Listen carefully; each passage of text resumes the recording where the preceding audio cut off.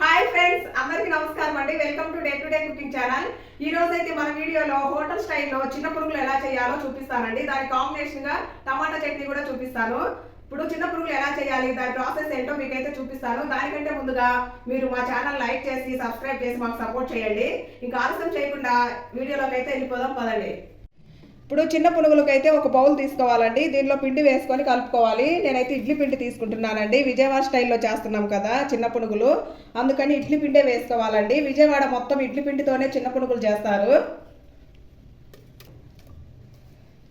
మనకు ఎంత కావాలో అంత ఇడ్లీ పిండి వేసుకోవాలండి. దీనిలో ఒక గ్లాస్ ఇడ్లీ పిండి ఉండిద్దండి. నేను అంతే తీసుకుంటున్నాను, మేమిద్దరమే ఉండేది, సో మాకు సరిపోతుంది. ఇప్పుడు దీంట్లో కొంచెం బియ్యం పిండి వేసుకోవాలి. 2 స్పూన్లు వేసుకుంటున్నాను.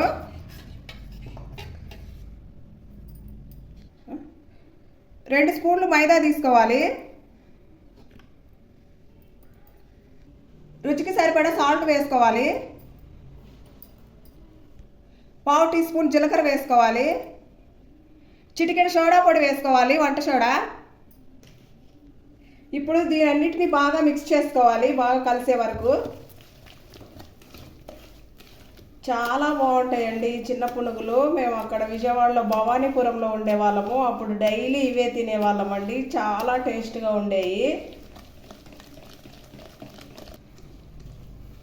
ఇలా బాగా కలుపుకోవాలండి. ఒక 5 మినిట్స్ అయితే బాగా కలిస్తే మనకు పునుగులు అనేవి చాలా బాగా వస్తాయండి, బాగా స్మూత్గా వస్తాయి.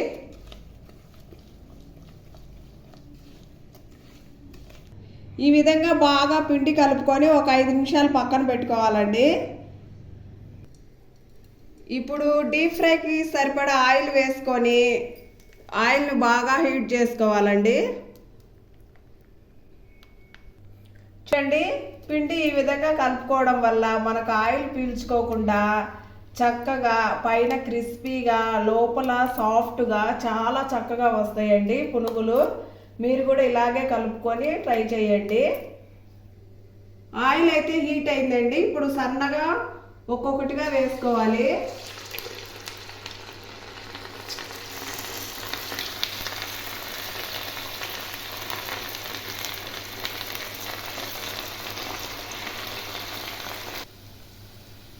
చూడండి, ఈ విధంగా అయితే వేసుకున్నాం కదా. ఇవి మీడియం ఫ్లేమ్లో మాత్రమే ఉంచుకొని వేసుకోండి, అప్పుడే మనకి ఇలాగ వస్తాయి, గుల్ల రాకుండా చక్కగా వస్తాయి. ఈ విధంగా హాఫ్గా కుక్ చేసుకోవాలండి. వీటిని మళ్ళీ రెండోసారి వాయి వేసినప్పుడు వాటిల్లో కలిపి పర్ఫెక్ట్గా కుక్ చేసుకోవాలి. ఫస్ట్ వేసుకున్న ఇవి కూడా వేస్తున్నానండి. హాఫ్ బాయిల్ చేసాం కదా ఫస్ట్ వాయ, సో అది కూడా వేసుకొని ఇప్పుడు ఇలా కడాయి నిండా ఇవి ఉంటే అన్ని ఒకే కలర్ వచ్చి పర్ఫెక్ట్గా కుక్ అయ్యి మంచిగా వస్తాయండి. ఇలా కలుపుకుంటూ చక్కగా కుక్ చేసుకోవాలి, అప్పుడే మనకు అన్ని కరెక్ట్గా కుక్ అయ్యి మంచిగా వస్తాయి.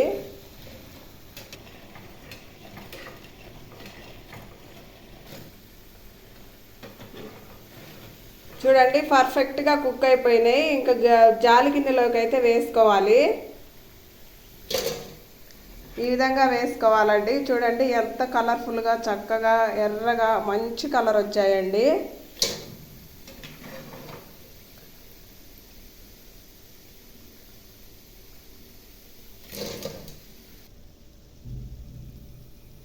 పునుగులకి కాంబినేషన్గా టమాటా చట్నీ చేస్తున్నారండి. టమాటా చట్నీకి కావాల్సిన పదార్థాలు: టమాటాలు, పచ్చిమిరపకాయలు, కొంచెం పుదీనా, కొంచెం కొత్తిమీర, ఒక ఉల్లిపాయ, కొంచెం అల్లం ముక్క. చూడండి, టమాటా చట్నీ కోసం అయితే కడాయిలో ఒక స్పూన్ ఆయిల్ వేసి ఫస్ట్గా అల్లం ముక్కలు వేసుకోవాలి.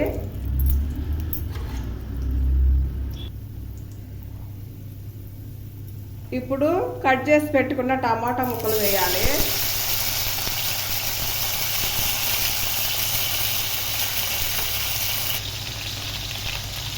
ఇప్పుడు పచ్చిమిర్చి వేసుకోవాలి. ఒకసారి బాగా కలుపుకోవాలండి.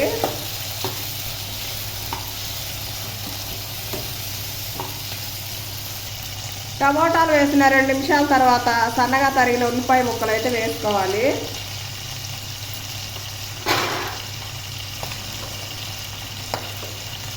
ఇప్పుడు రుచికి సరిపడా సాల్ట్ వేసుకోవాలి.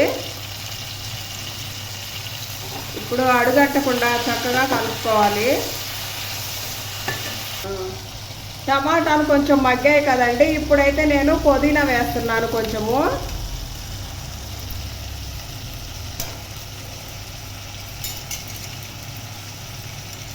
అలాగే కొంచెం కొత్తిమీర వేసుకోవాలి. పుదీనా కొత్తిమీర వేయడం వల్ల మనకు పచ్చడి అనేది కారం లేకుండా మంచి రుచి వస్తుందండి.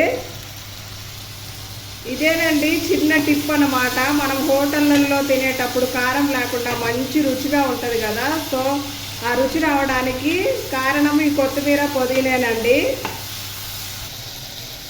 5 వెల్లుల్లి రెబ్బలు వేసుకోవాలి. అలాగే 1/2 టీ స్పూన్ జీలకర్ర వేసుకోవాలి. ఇప్పుడు ఒకసారి బాగా కలుపుకోవాలి. చూడండి ఇవన్నీ అయితే మగ్గిపోయాయి. ఇప్పుడు స్టవ్ ఆఫ్ చేసుకొని చల్లారిన తర్వాత మిక్సీ పట్టుకోవాలి. చల్లారింది, ఇంకా మిక్సీ వేసుకోవాలి. మిక్సీ పట్టుకొని వస్తాను.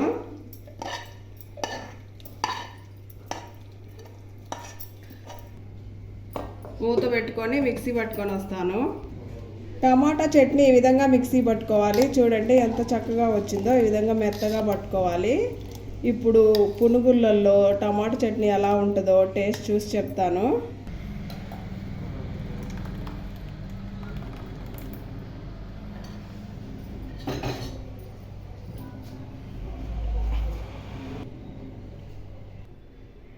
చూడండి పునుగులు చట్నీ అయితే రెడీ అయిపోయింది. ఇప్పుడు టేస్ట్ ఎలా ఉందో తిని చెప్తానండి.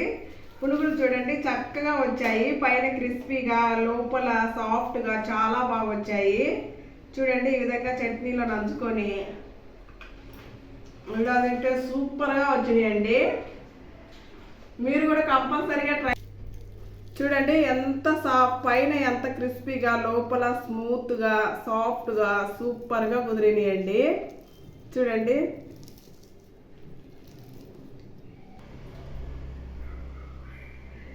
చాలా బాగా కుదిరినాయండి. మీరు కూడా కంపల్సరీగా ట్రై చేయండి. ఇవి తింటుంటే నాకు విజయవాడే గుర్తుకొస్తుంది. మేము భవానీపురంలో ఉన్నప్పుడు ఇలాంటివి తినేవాళ్ళము. సో ఇప్పుడు కూడా అవే టేస్ట్ గుర్తుకొస్తున్నాయండి. ఓకే, మరి మీరు కూడా ట్రై చేయండి. వీడియో నచ్చితే లైక్ చేసి సబ్స్క్రైబ్ చేసుకొని మాకు సపోర్ట్ చేయండి. Thanks for watching. Bye bye.